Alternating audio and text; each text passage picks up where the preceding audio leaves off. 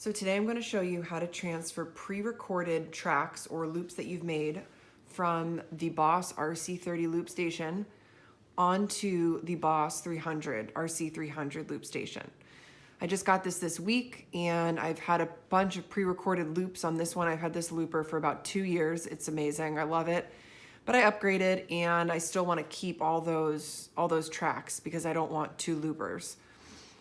So the first thing that you're going to need is one of these USB, I think it's called a male to female, okay?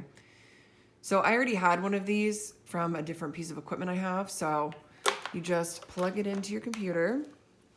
And what we're gonna do is start with the RC-30. So you're gonna turn it on, and in the back, there is a plug for it. So you hook that in. See, it goes right to CN, so that means that the computer is reading it. So there it is, pops up right here. So I'm gonna double click. And when you double click the Roland, let's zoom in a little bit. They're gonna be stored in this WAV file. So this is all of my loops. So each channel has 2 tracks, as you know. It's got that left and right pedal. So this is for the RC-30 loop station. So it has stored all of my beats in here. So that would be on channel 2 on that left pedal. This is on channel 2 on the right pedal. Then this is channel 3, 4, etc. So what you need to do is duplicate this entire folder. Okay, so you're gonna Control click, duplicate. I've already done it, so I'm not gonna do it again. It'll take a few minutes and the folder will pop up right here. Then what you're gonna wanna do is drag that folder to your desktop, okay? That's gonna copy it to your desktop. Then what you're gonna do is eject the looper, okay? Once that's away, this will still appear on the looper, and you'll just unplug this and you can click this and it'll take a second and then it will resume to its normal function. Don't panic if it doesn't happen right away. There you go, see? Okay. So this guy is not as simple as just plugging it in, but it's not too bad either. So it's already on. What we're gonna do is use that same cord, plug it into the back. Okay. So this pops up for me because I've already set it. When I just unboxed this yesterday and did it for the first time, this did not come up automatically. I will leave instructions in the comments with how to do this, but I'll also just kind of quickly show you the buttons right now. So to get to this, which is what you need to do, you're gonna press the system button. Then you're going to repeatedly press this right button cursor until the USB mode appears. Then you're going to turn to the memory value dial to select storage. Then you're going to press exit. And then the instruction said then you can connect to the USB. I think mine was already connected in. But at this point, if it's not connected, then connect to your computer. Then this message then should appear once you've kind of gone through that step. Okay, so here we are.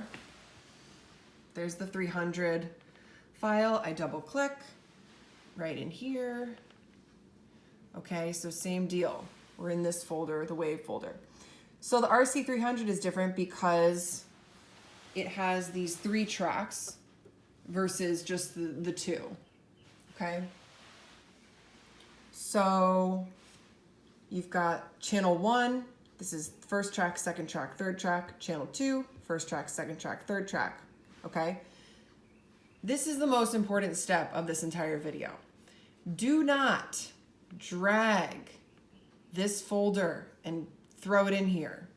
Don't delete what's in here. I don't even want to know what happens if you were to do that, okay? You're gonna have to do it manually, and the support people at Roland told me that you had to do this, so I'm gonna listen to them, not take any shortcuts.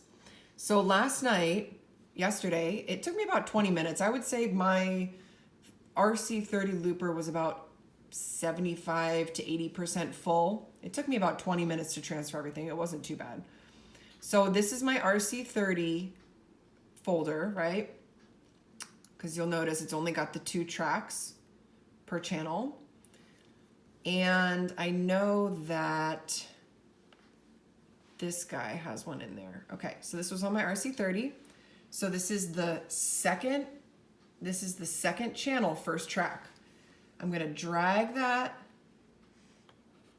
and drop it in to that folder, the 2 with the 1, okay? I'm not gonna do it right now because I've already done it, as you'll see. And I think I dragged one for the 2 as well. No, I didn't. Okay. So I had to go through and, back up, go to the next track, drag that over, okay? So it's really not that bad. Let's see. When you're all done with that, oh, the last thing I wanted to say, something that was tripping me up yesterday. Once you get into like the 90s, so I think on this RC-300 looper, I got into the 90 channels, and they have like pre-recorded tracks, the company did, already installed on it that you can play around with if you want. I didn't want them, so I deleted them, but I was confused because I thought I was dropping in files, but they were already in there. So just be aware once you get to the end, I think it starts on 90, that you have to go in and delete what's there. Unless you want it, then don't delete it. It's my understanding once you delete it, you don't get it back. So just listen to it on your looper to see if you like it, if it's something that you want to keep. I didn't want to keep it, so I deleted them. Okay, so then to disconnect, we're going to do the same thing. We're going to eject from here. Okay. And then we can pull this cord out. This will blank a bunch. I'm going to click that. You'll see it'll take a second to restore itself.